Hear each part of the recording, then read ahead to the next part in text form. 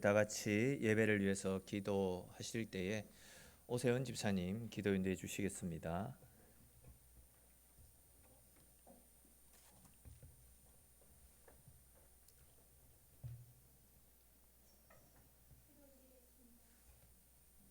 사랑이 많으신 하나님 아버지 감사드립니다.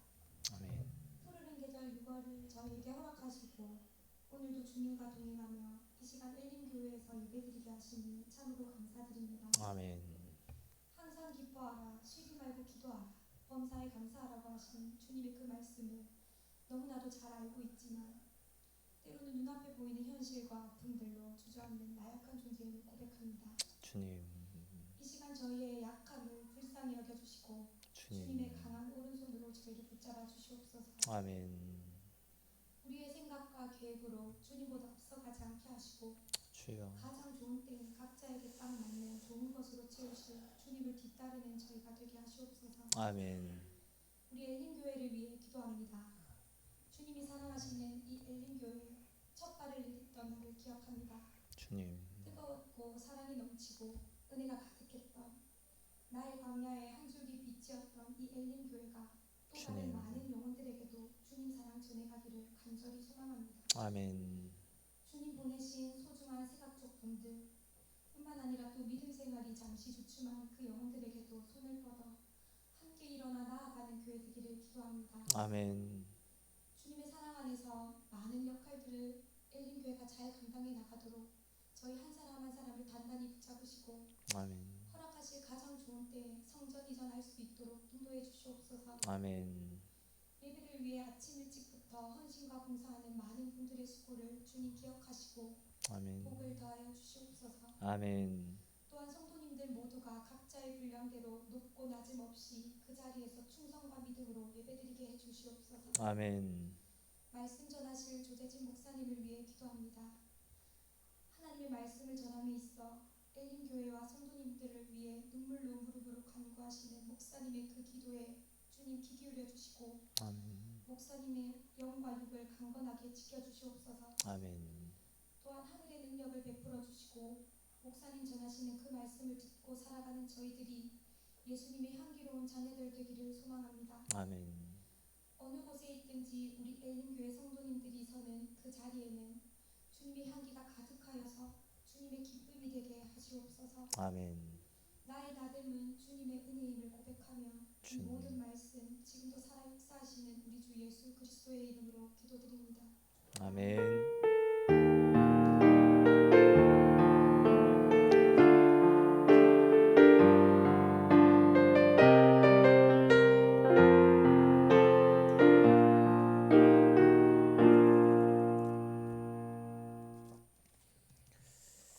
감사합니다. 우리 오늘 주시는 말씀 보겠습니다. 오늘 말씀은 빌립보서 2장 19절에서 30절까지 말씀입니다.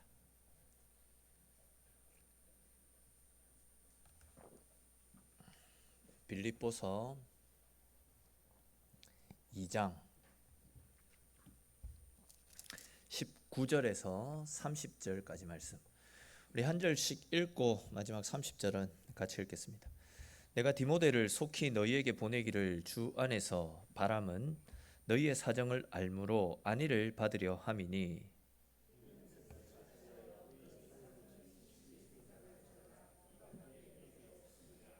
그들이 다 자기 일을 구하고 그리스도 예수의 일을 구하지 아니하되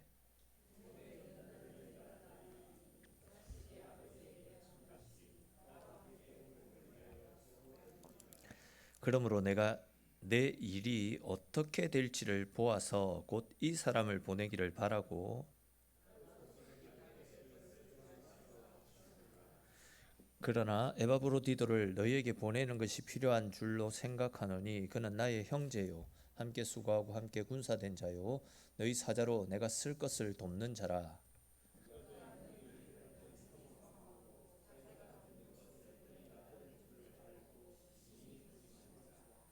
그가 병들어 죽게 되었으나 하나님이 그를 긍휼히 여기셨고 그뿐 아니라 또 나를 긍휼히 여기사 내 근심 위에 근심을 면하게 하셨느니라.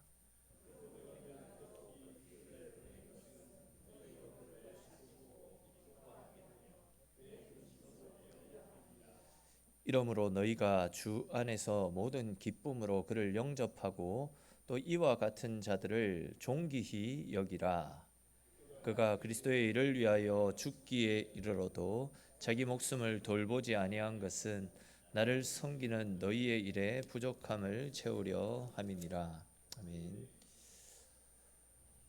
우리 지금 계속 살펴보고 있듯이 바울은 감옥에 갇혀 있는 상황이죠. 근데 이제 감옥에 갇힌 바울에게 빌립보 교회 성도들끼리 서로 시기하고 다투고 분쟁함으로써 교회가 큰 위기 가운데 처해 있다라는 소식이 들려왔습니다. 이에 이제 바울은 빌립보 교회 성도들에게 편지를 보내면서 너희가 예수 그리스도의 마음을 본받아서 서로 겸손하게 나보다 다른 사람을 낮게 여기면서 교회의 하나됨을 이루어 가라라는 권면을 하였더랬습니다.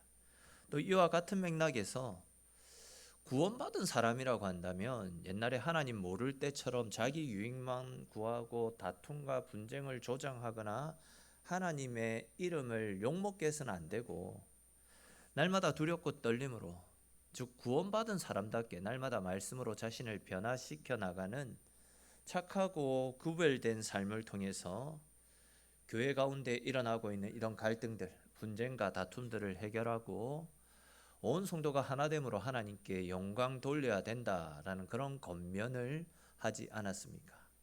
그리고 이제 오늘 우리가 살펴볼 말씀해 보시면 바울은 자기가 속히 감옥에서 나와서 빌립보로 가서 교회 가운데 있는 시기와 질투, 분쟁과 다툼, 교회가 당면하고 있는 문제들을 해결하고 싶은 마음이 굴뚝 같지만 현실적으로 감옥에 갇혀 있기 때문에 그것은 되지 않고 자신을 대신해서 두 사람을 보낼 테니까 그들을 잘 영접해서 그들과 더불어서 교회가 생긴 문제들을 지혜롭게 해결해 보라라는 그런 당부의 말씀을 전하고 있습니다.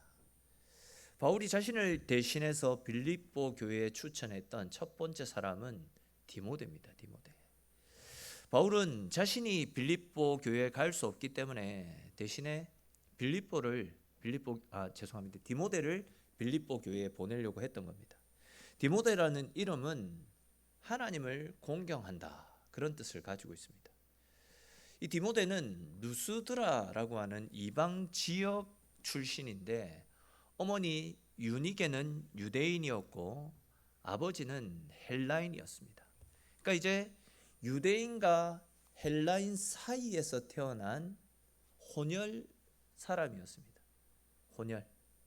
디모데는 혼혈이기는 했지만 디모데후서 1장 5절에 기록된 말씀처럼 어렸을 때부터 그의 외조모였던 로이스와 어머니인 유니게로부터 하나님의 말씀을 듣고 자랐던 굉장히 경건했던 유대교 사람이었습니다. 그랬던 그가 이제 바울이 전했던 복음의 말씀을 듣고 복음으로 말씀으로 변화가 되어서 이제는 예수님을 믿는 사람이 되었습니다. 그런 다음에 이제 디모데는 자기에게 복음을 전해 주었던 복음의 신비를 알고 있던 그 바울을 따라서 바울을 도우면서 복음 전하는 일에 함께 동력을 했습니다. 바울이 감옥에 갇혔을 때에도 또 이제 바울이 감옥에서 풀려나서 다시금 복음 사역을 감당할 때에도 디모데는 바울이 복음 전함에 있어서 불편함을 느끼지 못하도록 바울의 손과 발이 되어서 바울의 사역을 돕는 일을 했습니다. 그러다 보니까 바울도 디모데에 대한 고마움이 항상 있었고 그렇게 충성되이 하나님 나라의 복음 사역을 위해서 헌신하였던 그 디모데를 향해서 이는 내 아들이다 라고 말할 정도로 디모데를 아끼고 사랑했었더랬습니다. 사실 바울은 결혼을 안 해서 아들이 없는 상황 아닙니까? 그런 사람이 누군가를 가리켜서 이는 내 아들이다 라고 이야기하는 것은 어쩌면 자신의 후계자로 생각하고 있다라는 그런 이야기 아니겠습니까? 아시듯이 바울 주변에는 바울을 돕는 많은 동력자들이 있었습니다. 그 많은 사람들 가운데서도 바울은 디모데를 아들이라고 당당하게 불렀습니다. 그만큼 디모데가 신앙적으로나 인격적으로 또 지식적으로 굉장히 탁월한 사람이었다라는 것을 유추할 수 있습니다. 그렇기 때문에 바울은 감옥에 갇혀 있는 자신을 대신해서 디모데를 빌립보 교회에 보내면서 이 디모데를 통하여서 온 성도들이 디모데와 함께 교회 가운데 있는 분쟁과 갈등을 해결하고 온전하게 말씀 가운데 교회가 세워지기를 원했던 것입니다. 좀 다르게 표현하면 디모데는 바울을 대신해서 빌립보 교회로 파송되어진 바울의 정권 대사였습니다. 대통령이 이제 대사를 임명해서 다른 나라로 파견할 때는 어떤 외교 업무들을 전부 위임해서 그를 보내지 않습니까? 근데 이제 이런 중요한 책임을 맡은 정권 대사는 아무나 보낼 수 없는 겁니다. 대통령 입장에서는 믿고 신뢰할 수 있는 사람, 외교적으로도 뛰어나고 또 다른 사람들과 있었을 때 관계라든지 매너라든지 다른 사람의 문화를 이해해 줄 수 있는 포용력이 있는 그런 사람들을 정권 대사로 보내지 않겠습니까? 바울 역시도 디모데를 굉장히 신뢰하고 믿었기 때문에 디모데를 자신을 대신해서 빌립보 교회의 문제를 해결하는 대사로 파견했다라는 겁니다. 자, 그렇다면 여러분, 바울이 이렇게 디모데를 신뢰하고 그를 빌립보 교회로 보낼 수 있었던, 즉 바울이 디모데를 신뢰할 수 있었던 이유가 무엇이겠습니까? 즉 어떤 점에서 바울이 이렇게 디모데를 사랑하고 신뢰했던 것이겠습니까? 21절 22절 말씀 같이 한번 읽어보겠습니다. 21절 22절입니다. 그들이 다 자기 일을 구하고 그리스도의 예수 일을 구하지 아니하되 디모데의 연단을 너희가 안 하니 자식이 아버지에게 함같이 나와 함께 복음을 위하여 수고하였느니라. 아멘. 무슨 말씀입니까? 바울의 입장에서는 자기가 감옥에 갇혀 있는 동안 디모데가 계속해서 자기 곁에 머물면서 자기의 수종을 들어주었으면 하는 그런 바람이 있었습니다. 다시 말해서 충성스러운 일꾼이니까 자기가 감옥에 갇혀 있는 동안 자기 옆에서 손과 발이 되어줬으면 하는 그런 바람이 있었다라는 거죠. 그런 이유로 바울은 디모데가 아닌 다른 사람이 빌립보 교회로 가서 빌립보 교회의 문제를 해결해 줬으면 하는 그런 바람이 있었던 것이 사실입니다. 그래서 바울은 정권 대사의 사명을 가지고 빌립보 교회로 나아갈 믿음의 사람을 찾고 있었더랬습니다. 근데 사실 빌립보 교회로 가서 그 교회가 가지고 있는 문제를 해결하는 것이 골치 아픈 일이거든요. 또 그곳으로 간다 한들 어떤 풍성한 대접을 기대할 수 있는 상황도 아니고, 그렇다고 월급이나 어떤 금전적인 보상을 받을 수 있는 상황도 아니었더랬습니다. 그리고 이 로마에 가까운 이 빌립보 교회, 그곳으로 가면 당시 기독교를 탄압하고 있던 로마 정부에게 발각되어서 내 목숨이 왔다 갔다 할 수 있는 그런 상황이었다라는 거죠. 그러다 보니까 어느 누구도 나에게 유익이 되어지지 않는 이 일에 나서서 내가 빌립보로 가겠습니다 라고 나서는 사람이 아무도 없었다라는 겁니다. 바울이 빌립보 교회로 누군가 가주세요, 갈 사람이 있습니까? 물어봤을 때 다들 나에게 이익이 되지 않으니까 다들 거절한 상황이었다라는 겁니다. 이에 훗날 바울은 생의 마지막 순간 디모데에게 썼던 마지막 편지에서 이때 이 당시의 일을 언급하면서 아시아에 있는 모두가 나를 떠났을 때에도 디모데는 끝까지 내 곁에 남아서 나와 복음 사역을 위해 헌신한 신실한 일꾼이었다라고 디모데를 칭찬하는 내용의 글이 나타나고 있습니다. 다시 말해서 바울이 로마 감옥에 갇히자 평소에 그렇게 헌신하고 충성하며 친근하게 따랐던 사람도 바울과 그리스도가 끝장났다라는 생각으로 자기 몸 돌보기에 급급해서 바울을 떠나갔다라는 거죠. 그런 상황 속에서도 디모데는 22절에 나타나고 있듯이 바울을 아비 대하듯이, 자기 친아버지 대하듯이 섬겼다라고 이야기합니다. 다시 말해서 자식이 부모를 순종하며 섬기듯이 디모데 역시도 바울에게 부모를 대하듯이 순종하며 섬겼다라는 겁니다. 앞에서도 말씀을 드렸듯이 당시 사회에서 복음을 전한다라는 것은 심각한 박해와 핍박이 뒤따르는 것이고, 심지어 목숨까지도 내려놓는 각오로 복음을 전해야만 했던 시대입니다. 그런 이유로 해서 많은 사람들이 복음 전하는 일들을 꺼려했습니다. 나는 예수님 믿는 사람입니다 라고 커밍아웃하는 것조차도 두려워하던 시대였습니다. 그렇지만 디모데는 복음을 위한 일이라면, 예수의 생명을 나누어 주는 일이라면 그 어떤 것도 거절하지 않았습니다.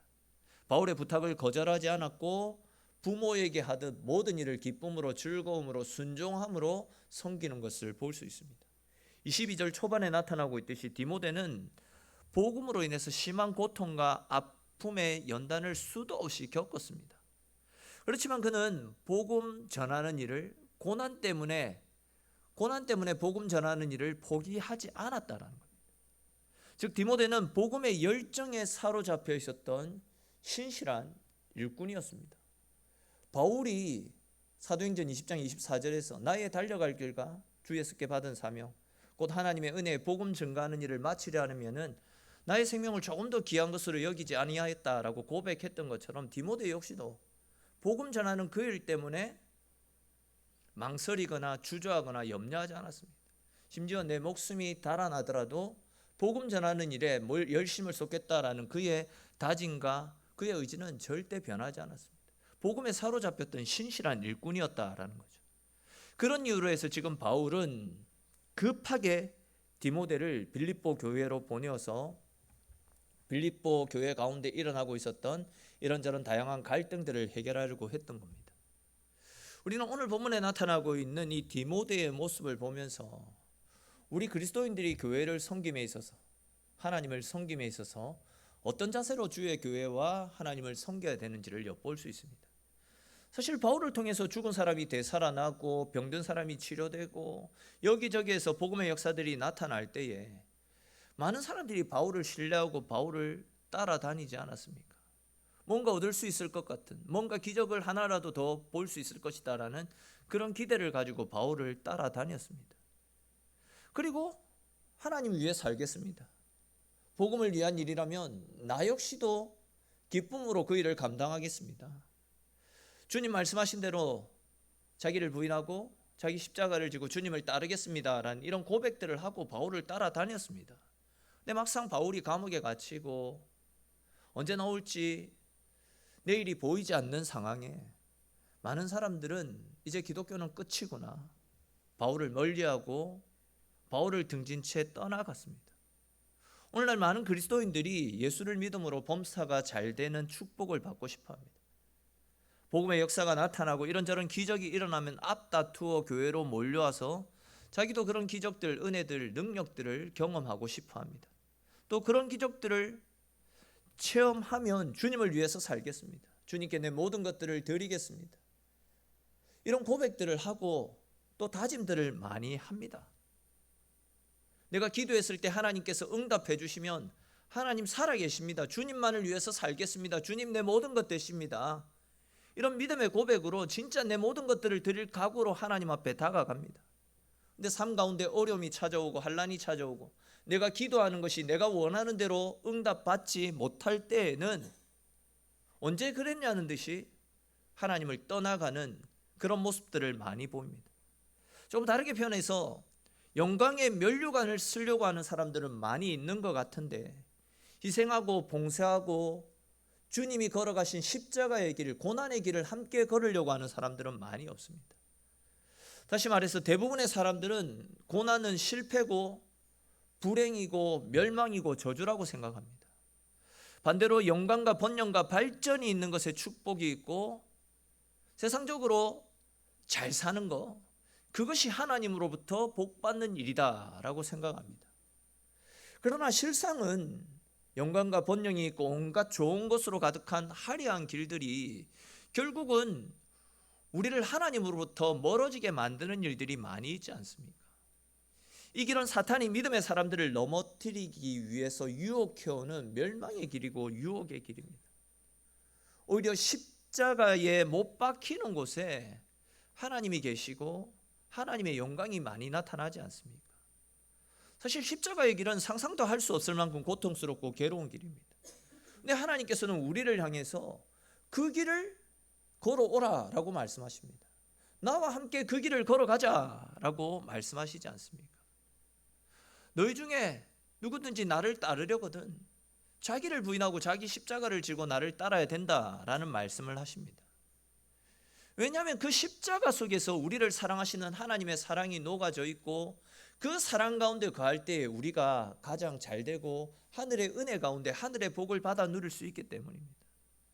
사실 십자가는 죽는 길 같고 고통스러운 길 같지만 아닙니다. 십자가만이 우리가 살 수 있는 길입니다. 십자가는 당장은 쓰리고 아픈 것 같지만 그 십자가의 길 끝에 우리가 살 수 있는 은혜의 길이 열리게 될 것이고, 십자가의 길 끝에 십자가의 고난이 끝나고 나면 모든 고통을 잊을 수 있는 부활의 영광이 우리를 기다리고 있는 것 아니겠습니까?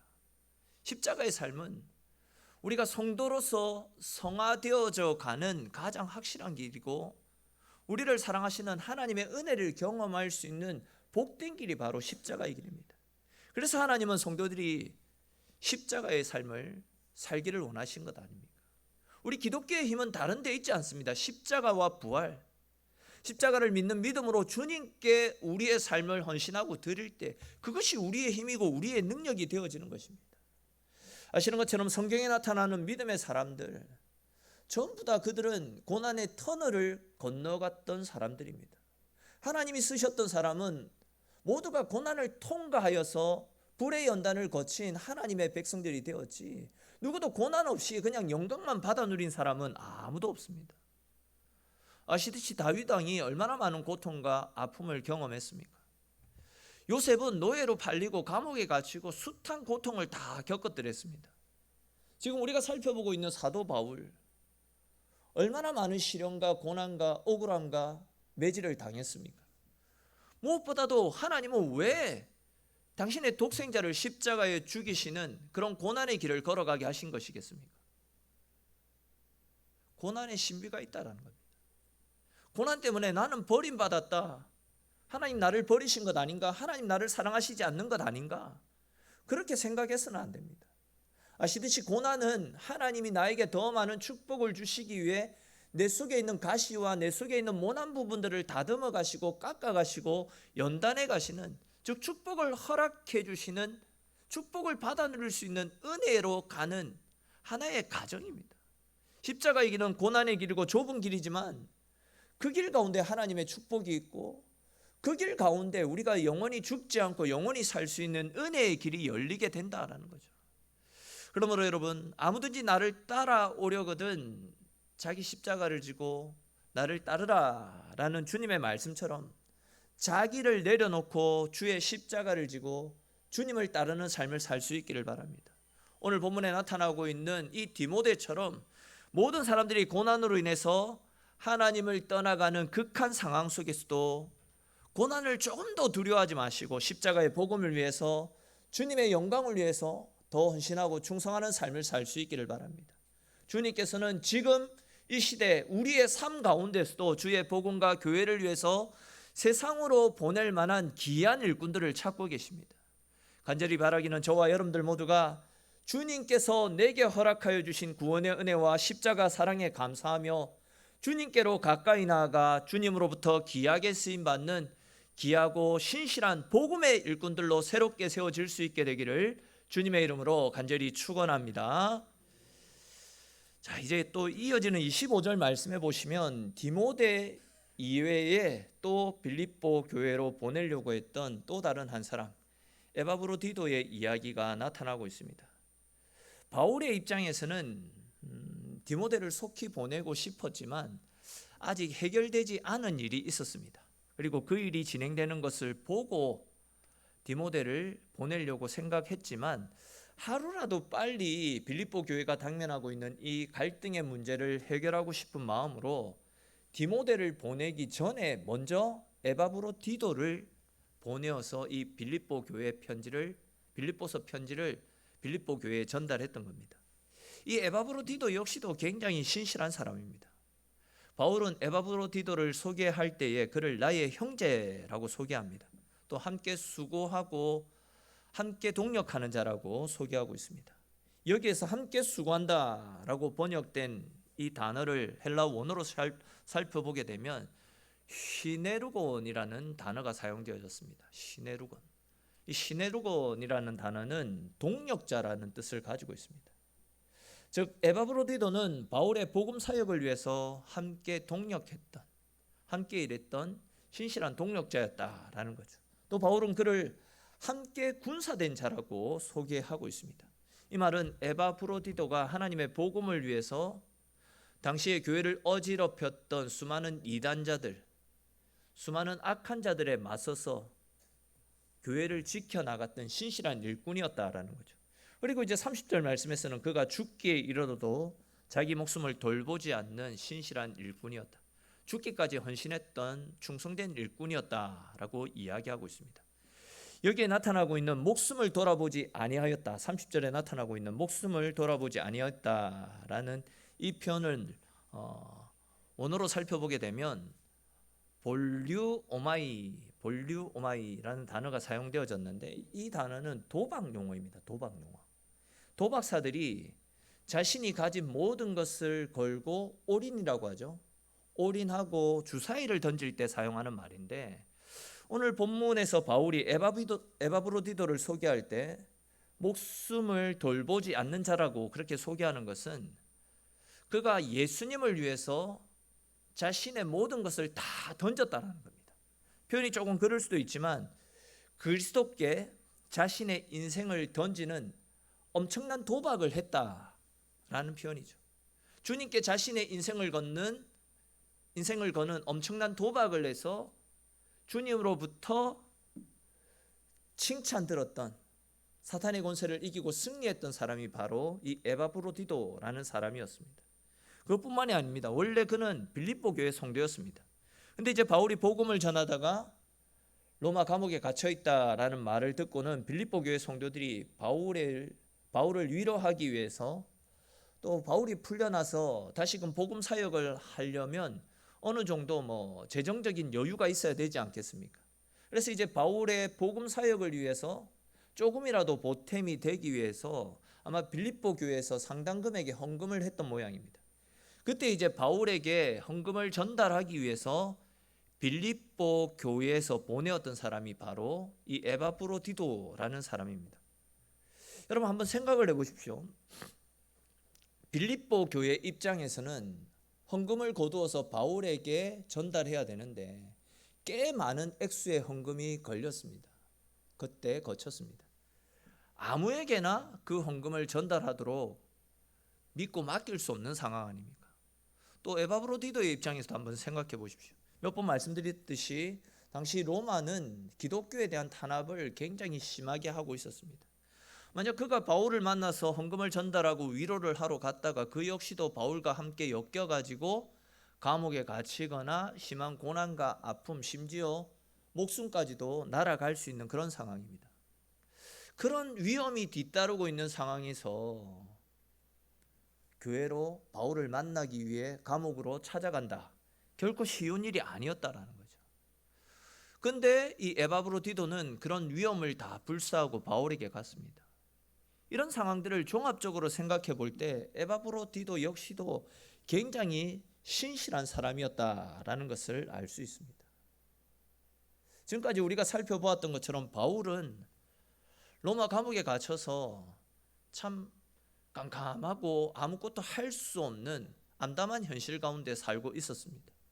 그러나 바울은 하늘 보좌 영광을 포기하시고 십자가에 죽기까지 우리를 섬겨주신 예수 그리스도, 그 예수님을 바라보는 믿음으로 주님께서 우리를 위해서 죽어주신 십자가의 사랑을 생각하며 자기 역시도 주님을 위해서 죽는 건 내 목숨 하나 아깝지 않다라는 그런 각오로 주님을 위해 그 고난들을 이겨나갔습니다.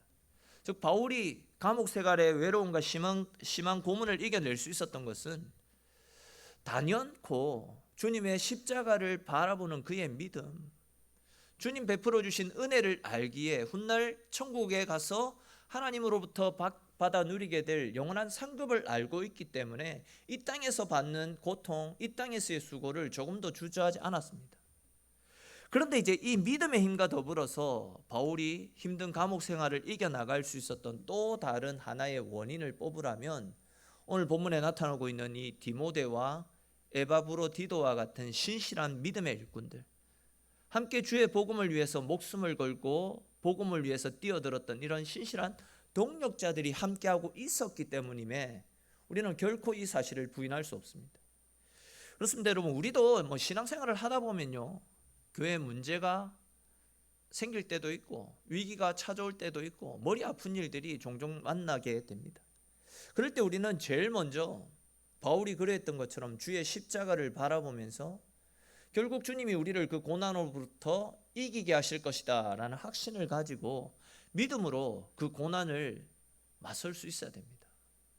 오늘 찬양 가운데 참 은혜를 많이 받았는데 주님이 함께하고 계시기 때문에 이 풍랑 역시도 반석이라고 이야기하고 있지 않습니까?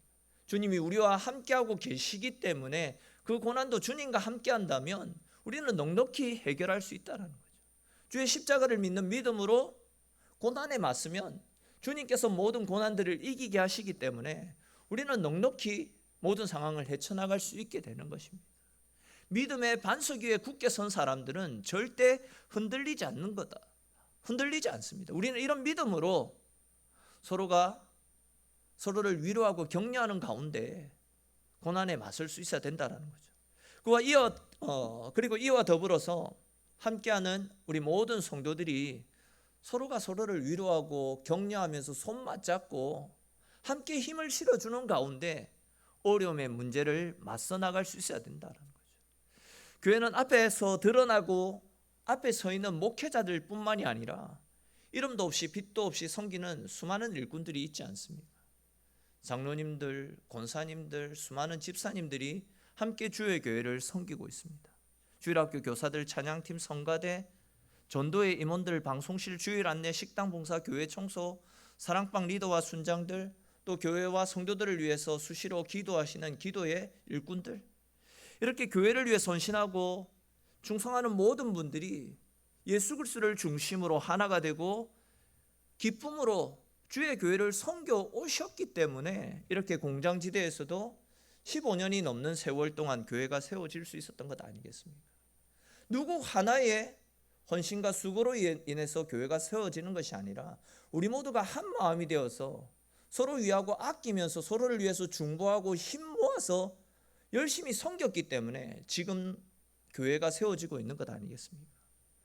간절히 바라기는 저와 여러분들 모두가 오늘 본문에 나타나고 있는 이 바울과 에바브로디도와 같이, 디모데와 같이 서로 사랑하고 주님을 위해 헌신하고 충성함으로 더욱더 건강하고 아름다운 교회를 세워나갈 수 있기를 바랍니다.